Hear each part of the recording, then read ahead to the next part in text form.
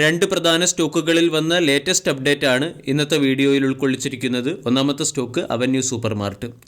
Avenue supermart കഴിഞ്ഞ ദിവസം 1.2% ഉയർന്ന് 4465 ക്ലോസിംഗ് നൽകി.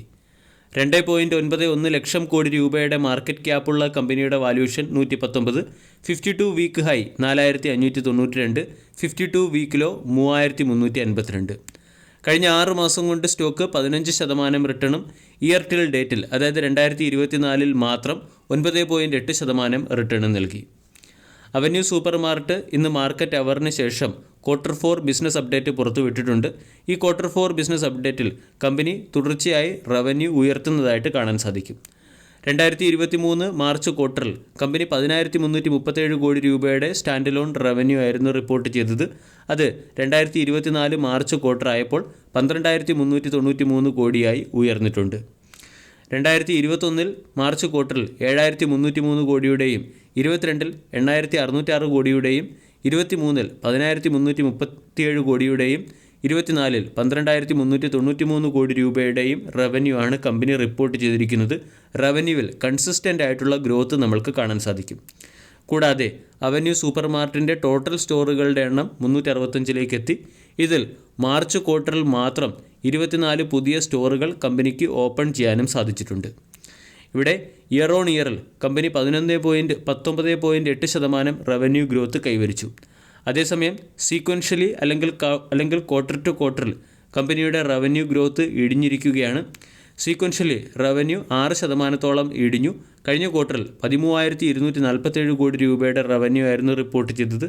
അവിടെ നിന്നും ഇപ്പോൾ റവന്യൂ 12,393 കോടിയിലേക്ക് ഇടിയുകയാണ്.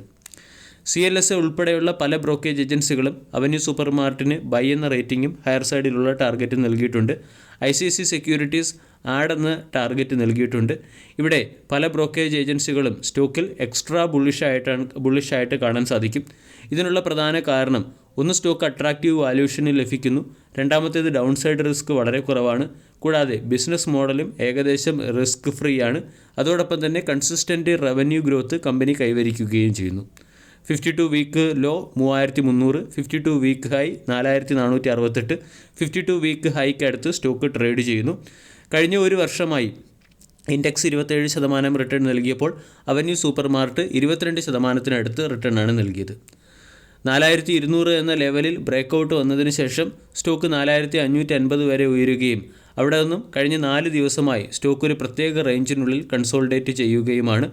ഇവിടെ നിന്നും 4200 എന്ന സപ്പോർട്ടിനെ സ്റ്റോക്ക് റീടെസ്റ്റ് ചെയ്തിട്ട് ഹയർ സൈഡിലേക്ക് നീങ്ങുകയാണെങ്കിൽ നമ്മൾക്ക് സ്റ്റോക്കിൽ 4500, 5000, 6000 പോലുള്ള ടാർഗറ്റുകൾക്ക് പൊസിഷൻ എടുക്കാവുന്നതാണ്. ഈ ക്വാർട്ടറിലെ ബിസിനസ്സിന് മുകളിലുള്ള മാർക്കറ്റ് റിയാക്ഷൻ നാളത്തെ ട്രേഡിംഗ് സെഷനിൽ അവന്യൂ സൂപ്പർമാർട്ട് എന്ന സ്റ്റോക്കിൽ പ്രതീക്ഷിക്കാം. രണ്ടാമത്തേത് അദാനി പവറുമായി ബന്ധപ്പെട്ട അപ്ഡേറ്റാണ്. കഴിഞ്ഞ 3 ദിവസമായി സ്റ്റോക്ക് അപ്പർ സർക്യൂട്ടിലാണ്. 3 ദിവസം കൊണ്ട് 18% റിട്ടേൺ നൽകി. ഇന്നത്തെ ദിവസവും സ്റ്റോക്ക് 5% ഉയർന്ന് 617 ക്ലോസിംഗ് നൽകി.